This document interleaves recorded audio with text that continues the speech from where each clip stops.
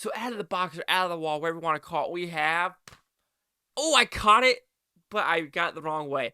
Magic Mike, the first one. So, yes, I saw this before, and yes, I saw it in theaters with my mom and sister. We did a double feature with this and Ted. So, I thought when I watched it in theaters, I was like, oh yeah, that's not bad. But rewatching it, does it hold up? We're about to find out.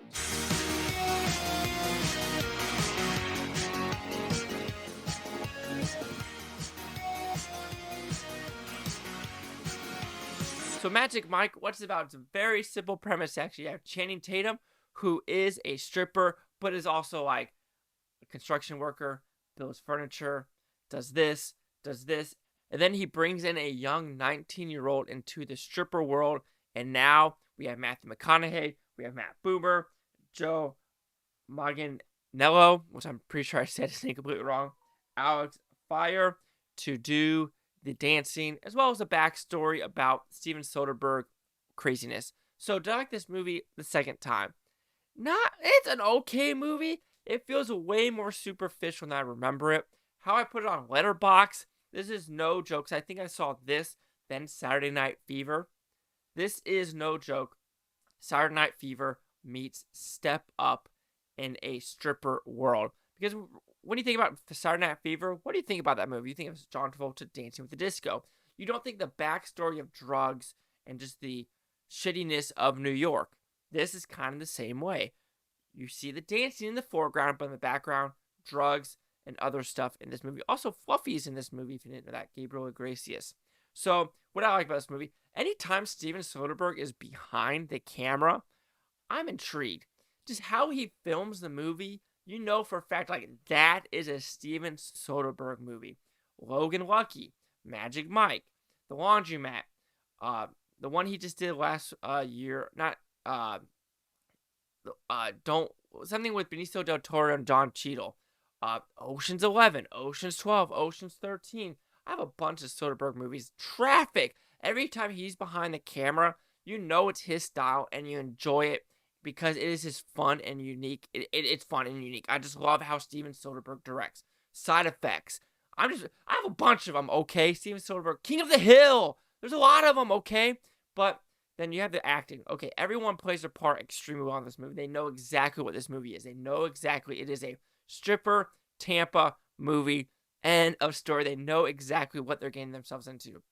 And if you didn't know, before Channing Tatum was an actor, he did a little bit of a stripping stunt. It's not like he was like I don't know what to call a full-blown stripper is if he was full frontal, but he was a stripper in his past life before acting. So this is loosely based on stuff he has experienced.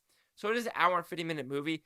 That is what Steven Soderbergh does as well. He can make a movie go by pretty quick. And even though it's a stripper movie with, superficial story elements, it still zooms by pretty damn quick. The dancing sequences, they're top-notch. You can kind of tell that it's supposed to be kind of cheesy at the same time because there's only 5 of them. It's like a smaller scale Chippendales. However, when going to the negatives, it is so superficial. It is so by the numbers. Without the dancing sequences, it doesn't click as well as I thought it would. The Olivia Munn stuff didn't click with me the second time. Just the other background characters didn't stick with me the second time, especially like the sister. I understand that storyline. It just doesn't feel natural the second time around watching it. And of course, you think about like a 19-year-old stripping, and now you think about girls, they do it at 19 too. So it's the same way you think about it, but you're just thinking like, man, a 19-year-old and you're stripping, I have nothing to show for it whatsoever. But yeah, there are some funny scenes in this movie, especially with Matthew McConaughey teaching him how to dance. But like I said, when watching it the second time, it just didn't click, or it didn't feel as satisfying as the first time. Because when I watched it the first time, I was laughing at the dance sequences. When the drug shit came on, I was like, oh shit, this is fucking wild. But like I said, the second time, it wore off on me. And I think that is why I haven't watched XXL yet. But I will be watching that, then watching Last Dance. But overall, Magic Mike, it is still a positive movie in my opinion. It knows what it is completely, like period dot. It knows exactly what it's supposed to do and it succeeds. However, but being superficial at the same time. So Magic Mike will receive a 3 out of 5 with Futons, which equals at 60%. See, the critics and user scores gave this one. You have critics a 78% with 218 of them.